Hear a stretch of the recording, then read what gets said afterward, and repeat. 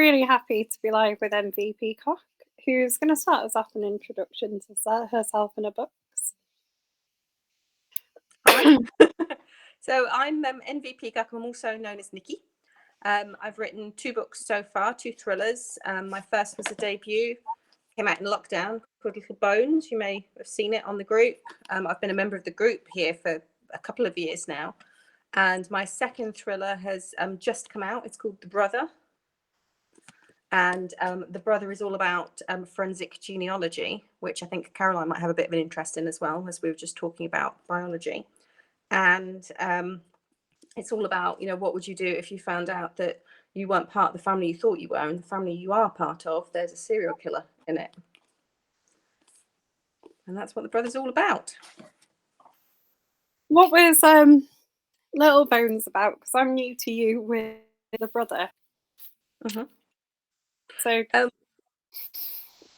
so Little Bones was it's based around a true crime podcast that basically says the wrong thing at the wrong time. And the protagonist is the daughter of a serial killer who's changed her name, tried to get on with her life. And suddenly this true crime podcast that's covering crimes that are just like what her dad did starts talking about her dad and then outs who she is now. And then things start to happen to her family, and it's how the crime gets solved and what happens with her. So it's kind of interesting as a kind of identity, the kind of big secrets. She was only a little girl when her father was doing the murders, and how much she was actually involved in them, and how much she could be at that age, and the guilt that she kind of carries, and the darkness that she thinks kind of got into her little bones quite early. So are you you seem to have like a fascination slightly with serial killers. Do you like what true crime kind of documentaries, things like that? Yeah, you can say that. I love true crime. True crime podcasts are one of my favorite things to just curl up and listen to. Love a good documentary. And I've always had an interest in serial killers, how they work, how different they are to us. And I think that we've only really just scratched the surface of who these people are and how many there are perhaps out there, which is probably the scariest thing. Yeah, I think stuff like Mindhunt is interesting when you look at the people who are going out and kind of investigating like why people do the things they do. Yeah, I think the profiling is fascinating. How they can come up, some of the profiles that they've put about killers have just been absolutely insane. One quite recently, I don't know whether anyone in the group is interested in true crime, but the Lisk serial killer, the Long Island serial killer, that there's been a lot of controversy over, was an unsolved case up until recently, and they've just arrested someone, and that person fitted a profile literally to a T that a profiler, an FBI profiler, did at the time that the murders were happening. That's impressive. Yeah, it was almost always right. When he was going to get arrested, it was quite shocking. It was one of those things that you just think, well, yeah, sometimes they're going to get it wrong, but sometimes they get it so right. Yeah. Is that what drew you into wanting to write crime then, that kind of interest in stuff like that? Or Yeah, it was very much I'd started off writing horror because I'm quite dark in my taste, as you can imagine. And then I kind of moved to writing youth adult, but my youth adult was always very dark, and my editors at the publishers there were always very much can you rein it in, please? And I just thought, I don't want to keep reining it in. I want to let my dark flag fly. And that's when I just thought, well, I have an interest in true crime, and I came up with a storyline for Little Bones. And I just thought, well, do you know what? I'm going to try it. And it was the first full book, because my youth adults were all novellas. They're all less than 50,000 words. So Little Bones was the first novel that was 100,000 words that I ever wrote. And it just kind of flooded out of me. It was, just as easy as writing the 50,000. I loved every minute of it. And when the publishers saw it, they actually said, more darkness, please. So I was very happy with that. well, that's a good response, isn't it? So is any of your horror and other stuff published, or? Yeah, I had quite a few stories in anthologies. I've got a story in one of the Mammoth Book of Jack the Ripper. Jack the Ripper is one of my, I hesitate to say favourite serial killers, because you shouldn't really have favourites, but it was definitely the one that kind of drew me to killers in the first instance when I was very young. I learned all about it, and my family are from London, the dinner table, and it was my introduction, I guess, to killers was Jack the Ripper. And so he, again, awful way of saying it, but held a special place in my heart. So when I saw the anthology call out for stories that were different about Jack the Ripper, I decided to put one in, and next thing I know, Little Brown published it into the Mammoth book. So Um, I think I think probably in the UK that Jack the Ripper is probably the introduction, isn't he, to most people of like what a serial killer is. You know, mm. like it's probably the one we've all heard of the most. And then you've got Yeah, really great for all, adaptations like From Hell that sort of mm. introduce you to it. And for all the will in the world, it's never going to get solved. I know that there's a book just come out now because it's the anniversary this year of the Whitechapel murders. Um, and there's a book claiming that they know who Jack the Ripper is, but there's always a book claiming, there's always a documentary claiming that we know his identity now.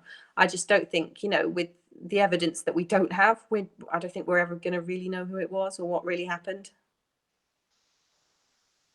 So, but then I also like the sort of things like if you read the Holly Rubenhold book about the victims of No. the Ripper. Oh, she wrote a book called Oh, The Five, and it's the really five or something. interesting. Yeah, because she kind of took the Yeah. opinion that we all focus on the killers and we don't actually pay attention to Focus on the the victim. victims, and like that's kind of a bit wrong. And she flipped it and went back and like looked at the history of all of his victims and wrote like full Yeah, and stories. I would go out and say there was more than just the five anyway. And I think a lot they all, because they were all women of a certain age and out at a certain time, they all got lumped into being prostitutes, and some of them weren't. And it was probably easier for tabloids just to say that they were prostitutes at the time, just to sell papers and to have everything neatly put into a bow, which sometimes happens with these kind of killers, that the public don't really understand them, and to understand them they try and wrap them up and keep them nice and neat by having certain victims. So therefore, if you were a lovely lady of high class, you were never going to get hurt by the Ripper. He was only going after certain women, and that kind of I suppose mythology around it tended to get peddled by papers. Sam has said hello. She's watching. Um, she quite likes quite dark books. I tend to veer more towards the cozy kind of crime end. If I'm honest, I'm not a serial killer kind of Mm-hmm. thriller reader type of person. But then everyone likes different things in crime, don't they? Like you were saying, you got into it from true crime podcasts. Um, I like true crime documentaries, but ones that are about like Mm. fraud and things like that. If I'm going into that sort of Mm. era, I Yeah. think it's just interesting what draws people into writing them. So, Little Bones came out in the pandemic. What was that like for you, having a book come out in the pandemic? Because you can't really go out and have like a launch event or anything, can you? No, it was very surreal. It's still surreal, I have to admit. It's kind of hard. I don't think I had the same journey as most other authors that perhaps you meet. I wrote the book. I put it out into submission to publishers just before Christmas that year, and then the pandemic hit, and I almost forgot I'd done it. There was more stuff on my mind about my family and my work and everything, and then next thing you know, I'm getting a phone call from London, and I'm thinking, oh, I don't know anyone in London, so I just kept ignoring it, and turned out it was HarperCollins trying to get hold of me to say how much they liked the book and that they wanted to publish it. So eventually, obviously, I took the call, and yeah, it was odd. It was because of course I was a debut, and I've never still not had a launch party or anything like that. And I didn't get to do any physical events at the time. I did a lot of online stuff like this, so I did some online panels and some work with libraries. But I didn't get to do any kind of physical events. I think the closest one I did was 2 years after in a local library. I was talking about Little Bones, and I'm doing a lot more obviously for the brother come out. But it was very surreal. It felt like it didn't really happen. I had to keep reminding myself that it had happened. Have you got like a launch party planned for this one, or have you had a launch party for this one? I had kind of a launch week that I did. So I had a lot of things with different friends, so like lunch dates, and went out and kind of celebrated. If I'm being honest, Caroline, I'm not much of a party person in terms of I've never actually had like a birthday party to myself or anything like that. So I don't think I'd be very good with all the attention kind of on me. So I think I kind of prefer the low key stuff, and especially to do like online things and be able to talk to readers and just be available to answer questions. That to me is worth way more than sort of, you know, champagne swigging and making a cake that looks like my book. That I'm would be with quite you on tasty, I think. the I'm with you on the party thing. Mm. I'm really lucky because my mum's birthday and mine are 4 days apart. Okay. So we literally, and I always used it as an excuse. We always just have like a joint thing, a joint meal out Okay. somewhere. And I'm always like, well, I can't because we have a family thing.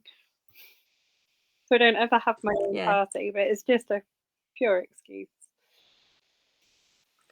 Yeah. I just think it's a lot of, I mean, even a surprise party would be quite anxious for me in terms of kind of, I don't know, like socializing. I love my friends. I love spending time with my friends. And like I said, I love talking to readers, but I'd rather do it on their terms, so to speak. I wouldn't want to drag anybody out anywhere, or, you know, kind of, you know, to have a party like that would be kind of odd to me. I mean, I'd do it if I was asked to do it, I'd do it, but I'd try and weasel out of it if I could, I think. Fair enough. Sam says, how are you finding doing events in front of an audience after so long without seeing people?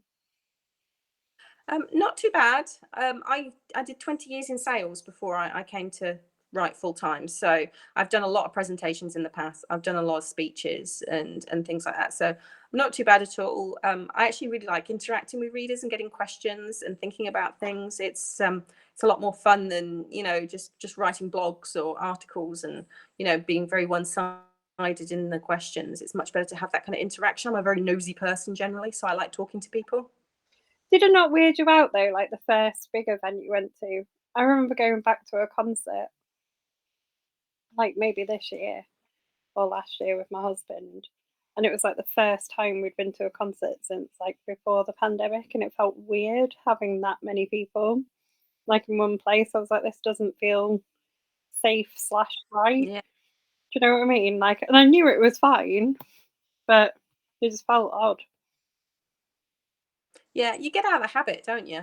And it's not so much the people or talking to people, but I can see what you mean about having a lot of people in one go. If I'm being honest, hand on heart, I've never actually been to a big concert or anything like that. The closest I've been to is the Roadmender in Northampton and dancing on stage.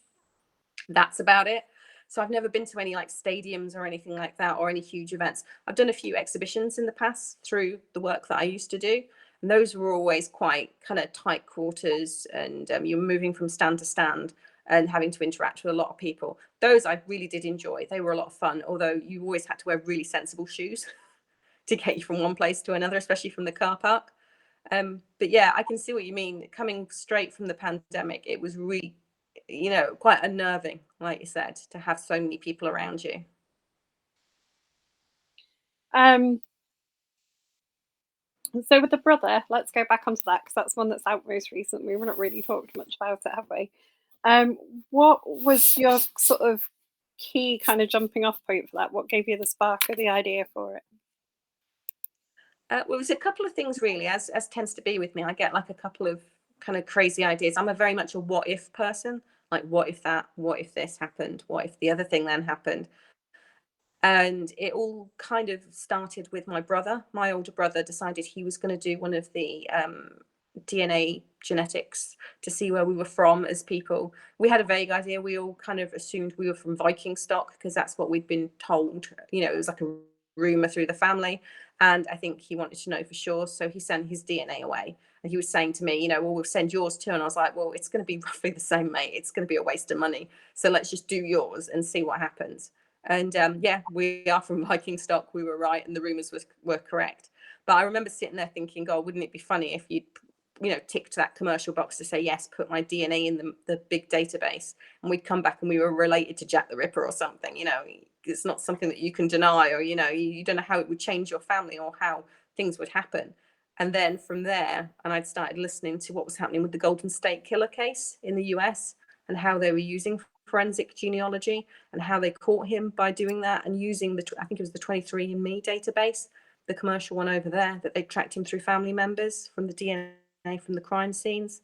And just kind of those two things melded together. And next thing I know, I'm thinking, we don't really use forensic genealogy in this country like that. I mean, we have some form of it, but not to the degree that they're using it in the States and the kind of success they're starting to have over there.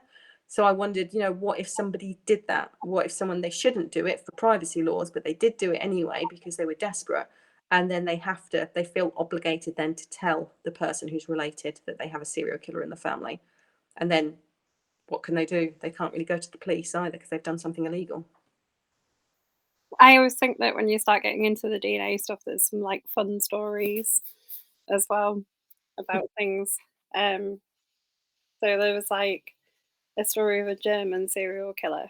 Well, they thought there was a German serial killer because their DNA kept showing up at all of these like crime scenes, and it was actually someone who just contaminated the swabs in the factory. Oh. Yeah, and that can happen, and they take it can depend. That I think it was the JonBenet Ramsey case where they tested a piece of clothing from her, and they thought they found the profile of her killer, but then it turned out to be the profile of a factory worker who just handled that bit of clothing because it was new. So it's not 100%, I guess. It's people see DNA, they think DNA, and they think that's it, that's written in stone, but there are ways it can go wrong. Yeah, there's lots of ways it can go wrong. Lots of ways that all kind of forensics things can go wrong, though, isn't there? It's not like that's the only answer to solving a crime. But I think it's interesting, and I think there will be more. I think the Golden State Killer has kind of inspired quite a lot of authors to sort of think about that use of DNA, isn't it? Like finding people through your family. Yeah, because I mean, he thought he was never. He thought that was it. He was in his 70s. He'd gotten away with it. The next thing you know, the police are knocking down his door. So it's kind of, for me, a little warm feeling that if you think you've gotten away with something, you probably haven't. They are going to come knocking at some point with this kind of technology. Yeah, which is good, isn't it? So that's I mean, it is interesting when you start tracing your family back that way. My dad did a family history DNA thing and found someone in New Zealand that was a relative. Oh, which is quite. Is that a free holiday? Do you think you can go and visit them? No. He did it, like the Y chromosomal. So he did it through his Y chromosomal DNA. But I think that's quite interesting. Although there are also dodgy DNA testers, because there are people who sent off like their dogs one to like human ones and got back that they're like Viking and whatever. Yeah, it's a bit worrying. It's almost like they've got like a fortune cookie jar that they're just like, oh, we'll give them that one. And we'll give them this one. And they're not really looking and they're not really testing. But I mean, all of this is interesting, and as we keep going, we're going to get more science developing. So your serial killer in there, I'm trying to think of what you can tell us without giving away spoilers about your serial killer. He's got quite an inventive way of finding his victims, hasn't he? Yeah, I think I can talk about that because he doesn't hide that as to what he does. He likes a challenge, as I guess a lot of killers do. And he's arrogant, and he thinks that him picking the victims is not fun anymore. It's like shooting fish in a barrel. So he tries to let fate decide as to who he's going to be after. So he's not got a particular victimology from that point of view, which makes him quite hard to pin down. But he uses an auction site called, I call it Star Sellers, it's made up, that I made up. And he'll put an item on, and you if you bid on it and you win that bid, he gets your address. And that's where he starts his stalking from. Which is quite a clever way of doing it, really. Well, yeah, it takes a lot of the kind of, like I said, like the victimology out of it. So he's got, all he knows is they're going to be 18 plus, because to use the site, they have to be the minimum age of 18. So he's not going to get any children. That's all he's really bothered about. So long as they're over 18, man, woman, whatever ethnic, that he doesn't really care. He has no bother with that. He's an equal opportunity killer. So whoever's address he gets, that's it. He's gone. And he's at the point we see him in the book where even that is getting too easy for him. Yeah, and I guess some killers probably do start to push things. That's often when they get caught, though, when they start to get... Yeah. They start to get arrogant. They get sloppy. There's a lot of killers like that. I mean, the classic one is the BTK one in the States. He only got caught because he started talking to the police, because he was so arrogant, and he was competing with other serial killers at the time, people like Ted Bundy and the Green River Killer. And he was like, where's my fanfare? And I think at the time it was John Wayne Gacy's house was being pulled apart, and it was all over the news, and he was annoyed. So he started corresponding with the police and was saying to them, if I send you a disc, do you know where it's going to come from? And the police like, oh no, of course we don't know where it's going to come from. So he then sent them a disc, and it of course had all his information on it. So away they gone and got him. So Sam's asked how you feel about the idea of writing a series versus doing like a standalone. I don't mind a series. I think I'd struggle with a police procedure, just purely because I haven't been in the police myself. I don't know enough. I have a lot of friends who are ex-police, so I have people that I can talk to, but not enough for me to kind of, I suppose, carry a whole series on that. I am currently working on a cozy crime that I would like to be a series that's a lot more fun and a lot more interesting from that kind of point of view. For me, it was still kind of dark humor, but not as dark as the serial killers that I tend to deal with in the thrillers. So yeah, I'm definitely open to a series, but with my books, with the thrillers, they are linked. You can use them as standalones. Anyone can be read at any time, but the characters do pop up in each one every now and again, just for readers. Of if they've read them all, they can get a little bit of, oh yeah, that's so and so they can figure it out. So the characters and the places do link up in my books. That's quite clever. Are they real places that you use? No.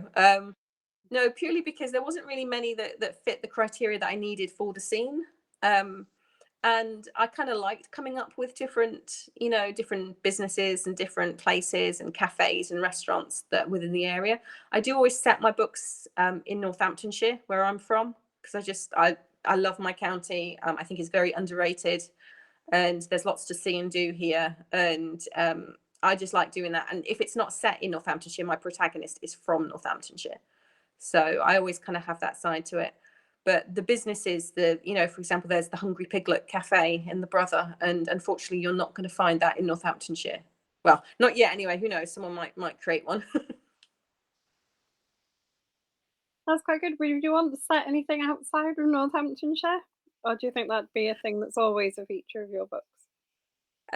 Yeah, I mean, the one that I'm working on at the moment, the thriller that I'm working on at the moment, is set in London. It has to be for the kind of thriller that it is. But the protagonist is from Northamptonshire, and a lot of the characters are from Northamptonshire. They've just had to move to London for the jobs. So what's the kind of research level like for your books then? Because you're saying you didn't want to do police procedure because that's like not in your kind of expertise. How do you find doing like the research for something like The Brother? It was fun. I find research a bit rabbit holey, to be honest. I kind of know my limits. Once I start researching something, it can take a long time to get away from it.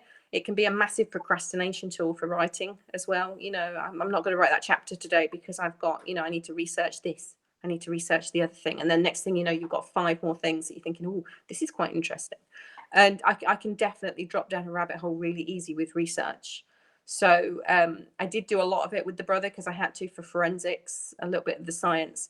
But with my protagonist not being very sciencey, she can get away with quite a lot. And I don't want to kind of blind readers with too much science. I would hope that there's enough in there for it to ring true, but not enough to feel like you have to have a degree or, a master's to figure it out.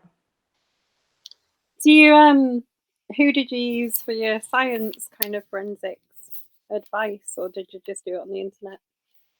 I did a lot of it online. I've got a friend who's very science led, let's say, who I kind of bounced a few ideas off and spoke to. A lot of it was more to do with the legal side, because with the UK, we don't use forensic genealogy here, and I found an article from the government saying why they don't, and what's involved. So obviously they'd been asked the question. So if people want to, they can look that up and kind of read the government's response to it. To me personally, I think it's a bit short-sighted. If the information's there and people are willing to tick that box for them to use it, I think they should use it. And in America at the moment, it's solved so many cases, but not just solved cases in finding perpetrators, but also it's given names back to John and Jane Does that for 40, 50 years have had their names stripped away, and their families had no idea what happened to them. And now they're actually being found and given back part of what was taken from them, which I can't see, for this country not to do it. To me, I just think really it should be something that's happening. I don't see any, for me, privacy wise, if someone said to me, do you want your DNA on a database, I'd say, yeah, take it. I don't plan on committing any crimes. You take my DNA. Yeah, I if guess it can help. Up to the people who submit their DNA, maybe. But I think if it's a mind so everyone has a choice, anyone. Hmm. To be honest. There are some good, interesting places where they do it a lot. So, like Iceland's quite comprehensively genetically matched.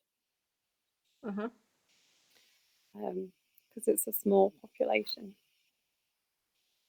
and that's quite interesting. I found some interesting things from doing that. But yeah, that's quite. So you're saying you're going into writing a cozy crime series?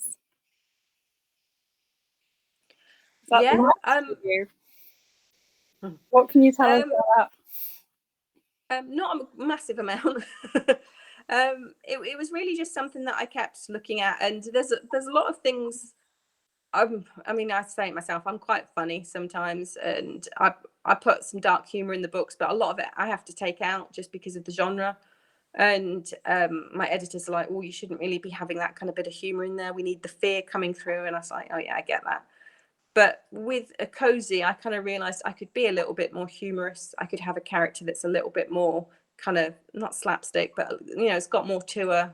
And I live near a particular place. I won't mention it, but I've kind of set it there, and it's an interesting place. It's got a huge history, and again, I just kind of elaborated with that and kind of pulled it through. But I've just found cozies are a lot more safe, I guess. You don't want to be in the dark forever, so it's nice to kind of flip from one to the other at the moment.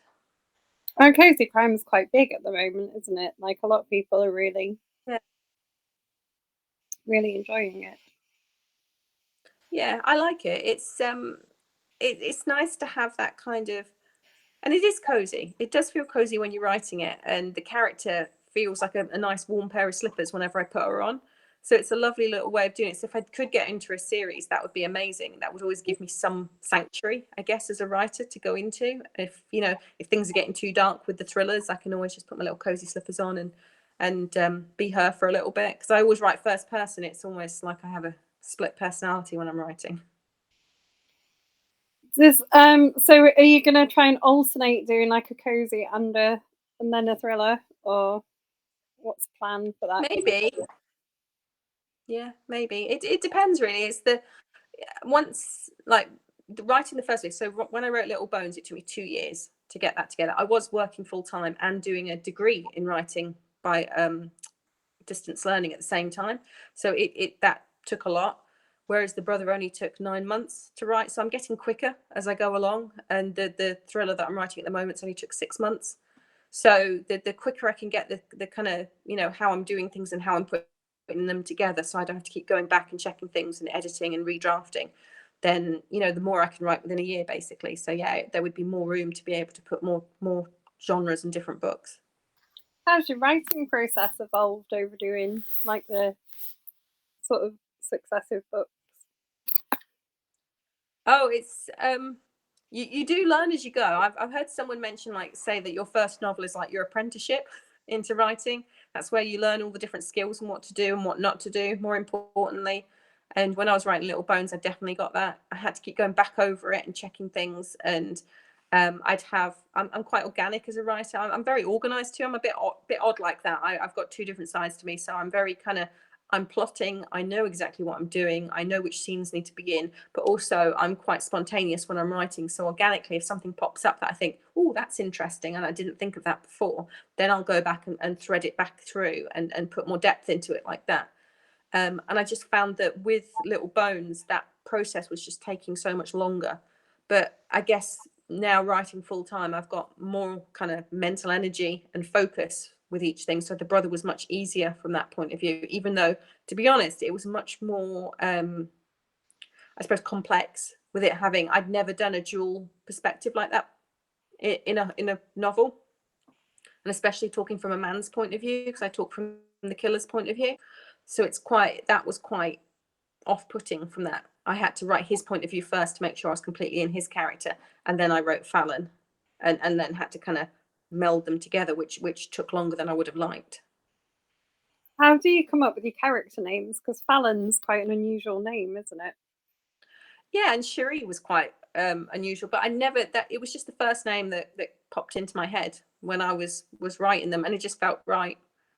And that's how they almost name themselves, I guess, from that point of view. I usually have, if I haven't named a character, I'll refer to them as Bob throughout the script. So Bob 1, Bob 2, and then as soon as they feel like they have a name, then I'll go back and change it. Makes sense. I always think that's probably one of the harder things that you're doing as an author, naming all your characters and places and things, because there's so many to do. Yeah, and it's keeping track as well. So if you've got a lot of characters, you've got to keep track of obviously who's who and what's going on, and where all the places are. The book that's coming out in February with Hera, the 13th Girl, my protagonist rides the bus everywhere. So I had to actually map out bus routes to make sure she was taking the right buses and where she was going. And so everything was consistent for the reader. Nice. As someone who takes a bus everywhere, you could have a lot of weird things happen. And a lot of weird things do happen. I've seen some weird stuff happen on the bus. I hadn't been on the bus for, oh blimey, I mean, since I got the car, so you're talking like 20 years. So, and I deliberately went on the bus to research, and yeah, you're right, it's a world to itself, isn't it, with laws, and it's like going into the Thunderdome sometimes. It's definitely an experience. It was the most beautiful thing in the world during the pandemic, because I still went to work all the way through, and I don't drive, so but the bus was great because like there was limited numbers on them, and you couldn't sit next to anyone, like that wasn't allowed. So it was just like beautiful doing it, but then you got lulled into this false sense of like lovely public transport that was like the nicest thing ever, and then the pandemic ended and it just went back to The rug got pulled out from under you, yeah, and then next thing you know, you got the weirdo sat next to you on the bus. yeah. And you were like, I kind of want it to go back to how it was. It was nice before. I didn't mind it when I was doing it. It was quite interesting. I found it because I was used to driving. It was weird being I used to want to be behind the driver. For some reason, I felt like I was, nauseous if I was on the other side. I felt like something was wrong. So I used to have to try and sit on a certain side behind. Oh my God, I was the weirdo on the bus, wasn't I? So I used to have to try and sit behind the driver, and it was almost like pretending that I was driving. That I could kind of feel like I was in control. I guess for me it was probably just not being in control of something so big and dangerous as a bus. Yeah, that's true. You would not have been the weirdo on the bus, not in Yorkshire. There's definitely weird things than that go on. For sure. You'd be quite normal on the bus up here. You haven't seen me on the bus, so hold that for Caroline. So, what have you read this year that you've really enjoyed? I like asking this question. Ooh. A couple of things really. Fiction wise, I read, oh, what did I read? Oh, Lessons in Chemistry.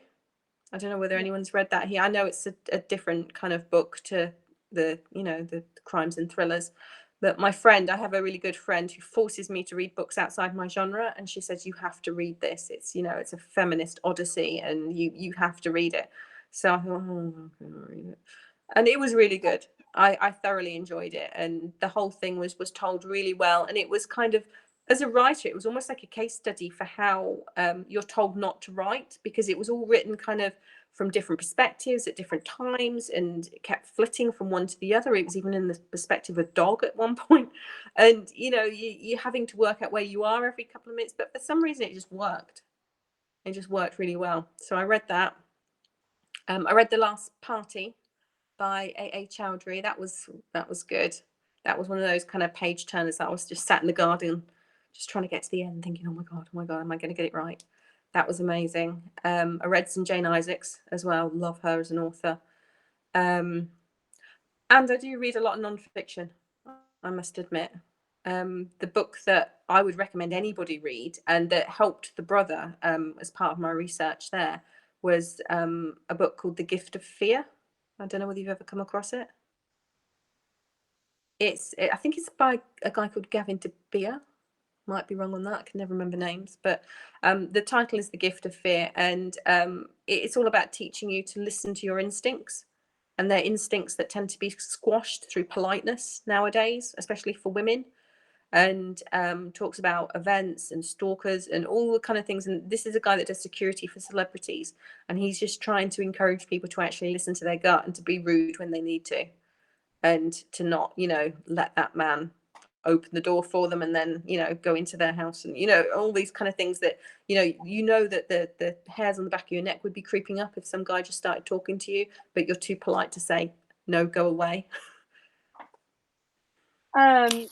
That sounds interesting. Lessons in Chemistry was my book of the year last year. We do like a top 10. To be fair, the other book that would have been my book of the year wasn't published then. But Lessons in Chemistry was great. I wouldn't shut up about it. I made so many people buy it last year because I was just. Well, it's going to be a series, isn't it? It's just going to be a series on Netflix. Yeah, it's going to be on Apple TV. My copy is signed. Oh, which was really nice. I got to go and see her in Leeds. It was lovely. oh, that's nice. And it was really interesting hearing about how she wrote it. But yeah, my other book of the year got a mention, but I didn't have a publisher at the time. But it will probably be my book of the year this year. Okay.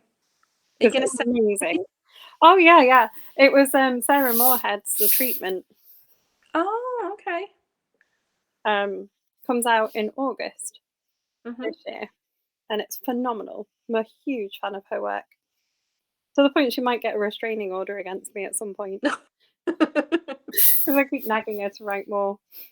But yeah, she's fabulous. She's with Canelo as well. Oh, lovely. I'll have to keep a lookout for that one. Yeah, you really should. It's phenomenal. If you like a bit of like futuristic crime, you can't go wrong. She's very good, and you would probably like her because it does go a bit dark in places. Sounds good to me. Yeah, there's definitely that, and The Maiden are my top 2 reads. Well, The Treatment when it's out, and The Maiden will be my top 2 reads of this year, probably. They're both great. And inspired by Jane Isaac, I'm going to ask you one of our favourite author chat questions. Yeah. Because Jane Isaac legendarily gave us a brilliant answer to this question. Have you ever acted out a scene as you've written it? No. Fortunately. No. Oh my god, she does seem the type that perhaps would.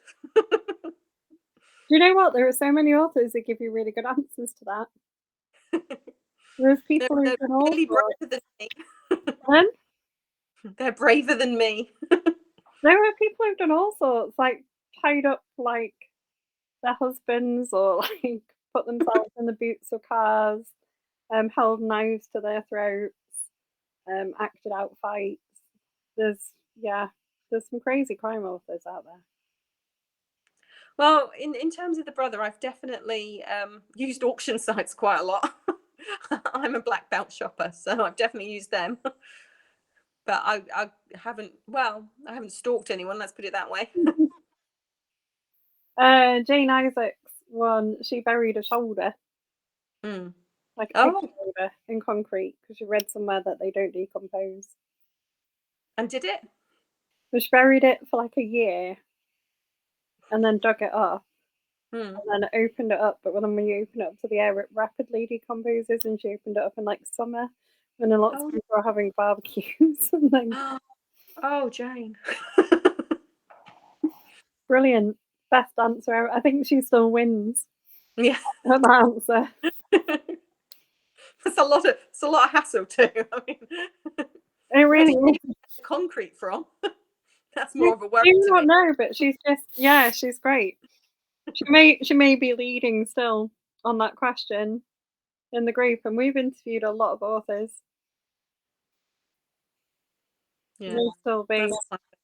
No, she really is. She's great. Um, so we've got any upcoming like events apart from with us? Are you going off on like any book tours or? I've got a few library visits lined up, a few interviews. I think it's very ad hoc at the moment as to what's coming in, articles, things like that, just kind of get the word out. The audiobook of The Brother came out last couple of days as well, so I'm going to be doing some events, some readings for that, which seems a little, when you listen to The Brother on audio, the narrators are so good. I'm just not sure how I'm going to compete, to be honest. Take the order. Some people will do an event with their narrator. Oh, will they? Yeah, I've seen that happen. Paul Gitsom's done it, definitely. Mm. In here, we've had him on the narrator of his audiobook. And that's really interesting because the narrator can give you like a different like view. Yeah, they the minute it came out, my mum got a copy, and she called me and was like, the guy playing the brother, my God, he's so creepy. He should get an Oscar." I'm like, I really don't think they give Oscars out for best creepiest audio performance, but we can lobby the Academy if that's what you want. And she's like, yeah, he deserves it. He deserves an Oscar. There may be audiobook awards though. Maybe, yeah. I'll have to have a look into that, see if I can put him forward for one. But I'd mentioned it on Twitter, and he'd replied back saying how much fun he'd had kind of reading it. And yeah, he was just so good in the role. I just couldn't have picked a better actor, really. How much involvement did you have in choosing your narrators? Everybody kind of got a vote, I think. Fortunately, the two that I wanted, we got. So the other involvement I had was I went through some of the more kind of local words, I guess, to be able to give pronunciations for the actors. And that was about it, really. It's mostly it's unabridged, so it's pretty much exactly what it is in the novel. Yeah, I think they're the best kind, aren't they? I don't Mm. understand why people abridge like books for audio. I know it makes them shorter, but you're kind of missing out a little bit. Yeah, and you don't know, especially with a thriller, whether you're missing out on a really important clue, because there's at least 3 clues as to what's going on in my book, and I'd be really miffed, especially if they hadn't asked me and they'd taken them out, because then the reader would have literally no chance to guess what's going on, and that would really annoy me, because the reader should have a chance to guess the ending. Do you find that quite hard working out where to hide the clues?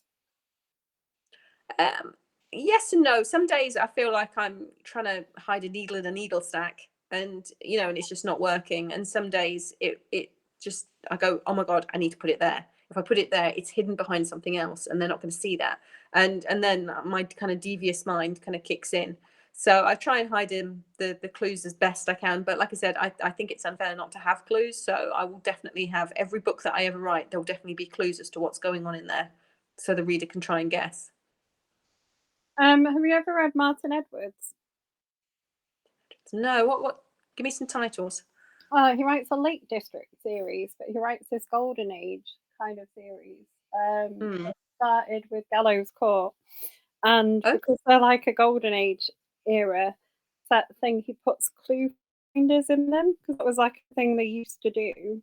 And he'll go, so if you get to the end of the book, he puts where he's hidden all the clues. Like even the ones that lead you on like the little red herring type thing. And I think that's fascinating. It's kind of cool to go back and see where you've been like tricked, or Yeah. where he's hidden the bit that's going to tell you who the killer is. Oh, that's really good. Yeah, well, I'll check that out. I don't know where they first appeared. There's definitely one, I think, in Mortmain Hall, which was the second one. The whole series is great, though, with his Golden Age ones. Really recommend them. I'm a big fan of them.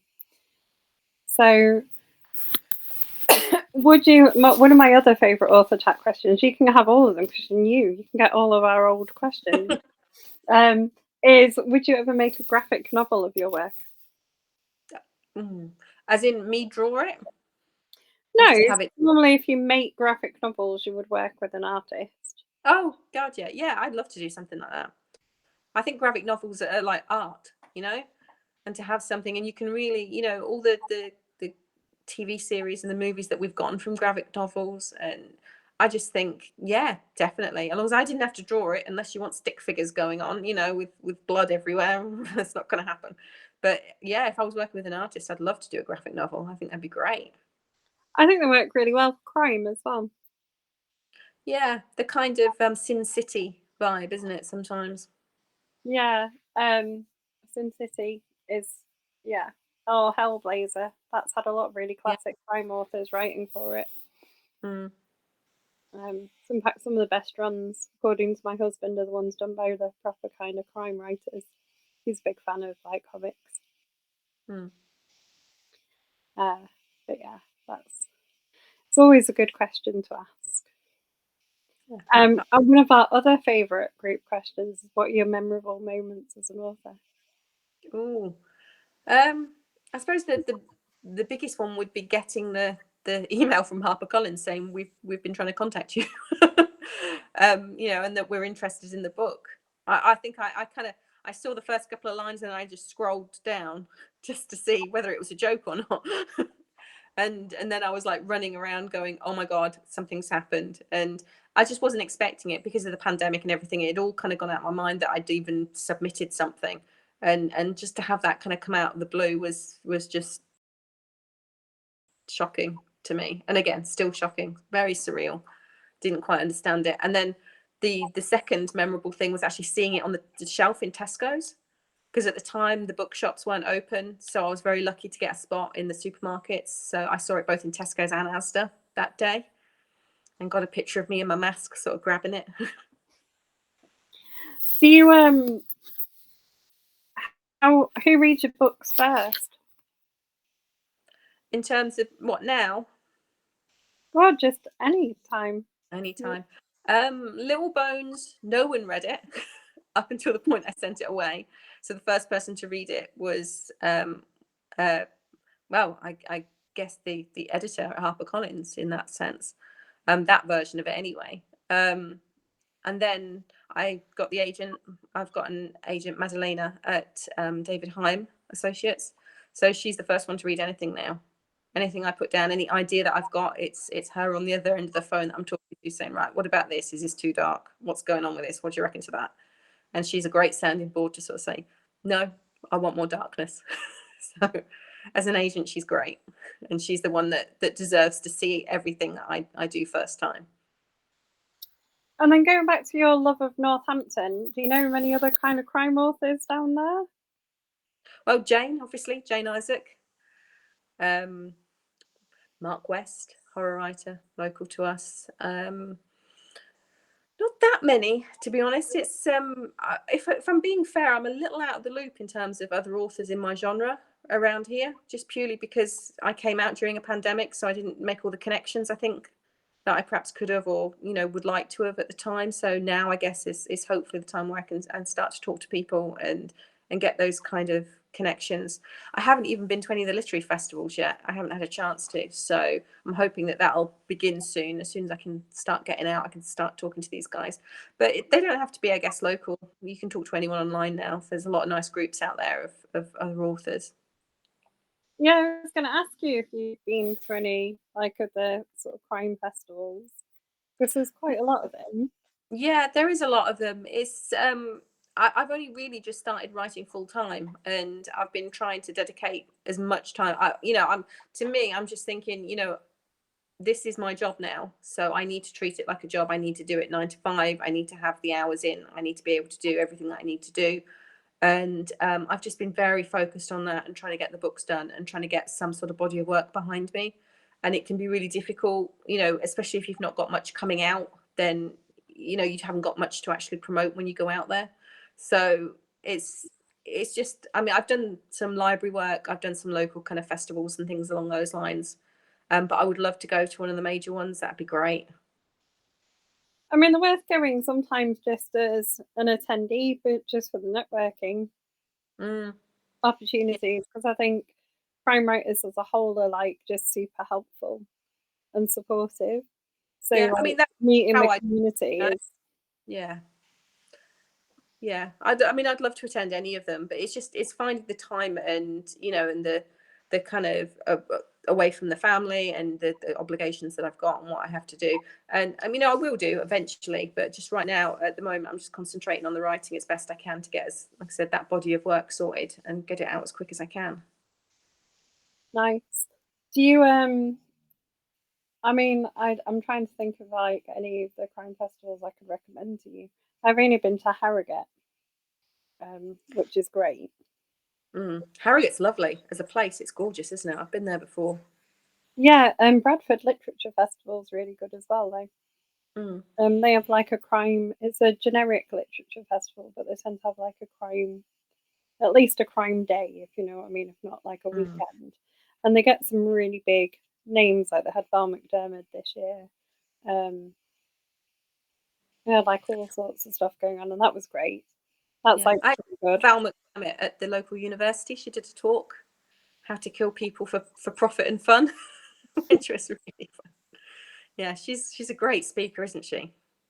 Oh, do you know, I've not seen her on a panel. I've seen her like around Harrogate, but I've never actually seen her interviewed.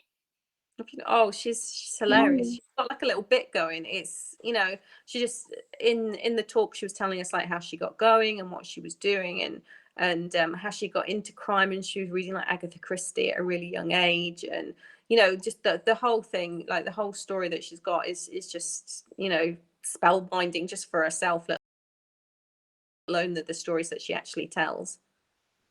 Yeah, I think a lot of those authors are like that, though, aren't they? Anne Cleeves is great when you start hearing her talking about her Mm. work, and she's quite interesting. Like her process and like the whole kind of thing that got her into writing and all that kind of stuff. I think any authors are interesting to talk to be fair, but because everyone's so different in like the way they write. Yeah. Yeah, and it's quite difficult. I run a writers group. When I started sort of writing professionally, I looked around to find a writers group, and there wasn't one in my local area that met after work. So I thought, well, I can sit and complain about it, or I could make one myself and be that help for the other writers that are out there. So I started a group. It's still going strong now, over 30 members, and the amount of the variation between them, even not even talking like different genres, but how they write and what they do and what that the process they've got and the way they think, it is amazing when you get these kind of people together, and we all we feel like a little bit of a tribe together, that we're all of this cut of the same cloth. We're all the in the position where the written word is our, this is our love of our life, and this is what we want to do with our life. And I was saying the other day, it's one of the few kind of dream professions where age doesn't make any difference. You know, you're probably going to be 40s, 50s by the time you're published. Whereas, if you want to be a pop star, you ain't got a chance of doing that in your 40s and 50s. You want to be an Olympian, you've got to do that while you're young. Whereas being an author, the more age you've got and the more experience you've got, the better you can write and the more you can write. I think, yeah, it's a dangerous road to go down. The like I can just do that myself. Whenever I think that, I always end up with more work to do. Like me and my dad kind of were like, we'll start a book group. That'll be fun. We can just do it on our own. It'll be fine. Well, you've done one on Facebook, and it's such a success. You know, No. And then we did we could make our own version of Harrogate online. And now we have author chats all the time. But yeah, no, it's good. It just leads to more fun, I think. Yeah, I mean, I've got to admit that with the writers group, I mean, 90% of my best friends have come from it. You know, you meet people that you just instantly get on with. You know, you feel like you've known them for years because it's just how your brains work. And, you know, you can talk about books for, you know, until the cows come home, and, you know, can just sit and have a drink. And, you know, they know your pain when you talk about drafting and editing and talking about, you know, and the grind that does actually come with writing that you're willing to do because you love the story so much and you want the readers to love the story and you want to get something out there. And you know that they know that pain and they know what it's like, and there's, you know, it's only really the other writers that know it. True. So remind everyone, we've got a few minutes left. Give us a bit of a reminder of what people are going to go away and buy. Okay, so we've got The Brother. I think it's $1.99 on Kindle at the moment. You have to have a look though on Amazon, and it's all about. In fact, I will read the back, shall I? And practice my reading skills ready for the audio. So, can she catch a killer before he catches her? My mother lied to me. My family is not my own. If it wasn't for the genealogy test, I would never have known I was the child of another woman. Now I'm learning that I have 4 brothers I have never met, and one of them is a serial killer. My brother is taunting me to play his vicious game, solving his clues before he spills more blood. Who can I trust? How can I find and stop him before it's too late? And what if it's me he really wants? And that's The Brother. And also, if you haven't already caught it, we've got Little Bones. That was the first book that came out. And this one's all about true crime podcast that says some stuff it really shouldn't say and stirs up some trouble. Oh, and the audiobook, if you fancy listening to it. Like a lot of people probably will. We do have some people in the group who really enjoy an audio. I love an audio. You can just sit and, you know, you can do your housework. You can, you know, crack on with other things. I love an audio book. That's why I love podcasts as well. You know, you can have them on in the background and entertain yourself whilst, you know, I have a cross trainer. I'll put them on and go on my cross trainer for an hour. Yeah, I can't audio. I wander off and forget.